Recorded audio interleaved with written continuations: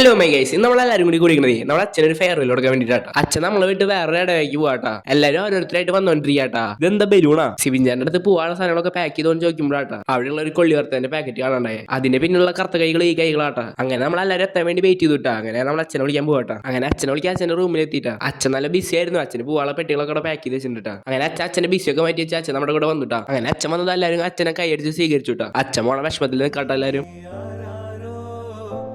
നമ്മുടെ അച്ഛൻ എന്ന് പറഞ്ഞേ മുത്താണ്. അച്ഛൻ്റെ കൂടെ ചായ കുടിക്കാൻ പോണതും സിനിമയ്ക്ക് പോണതും എല്ലാം ഇനി ഓർമ്മകളാവൂട്ടാ. നമ്മുടെ അച്ഛനെ ആവണിശ്ശേരിക്കാട്ടാ പോണേ. അവിടെയുള്ള എല്ലാവരുടെയും ഭാഗ്യാട്ടാ ഇതുപോലത്തെ ഒരു അച്ഛനെ കിട്ടിയത്. മാക്സിം ചേട്ടൻ കരയാൻ തുടങ്ങിയിട്ട് അച്ഛൻ പോണേന്. കരയണ പോലെ അഭിനയിക്കാൻ പറഞ്ഞപ്പോ പട്ടി പോകണ പോലെ പോകാ.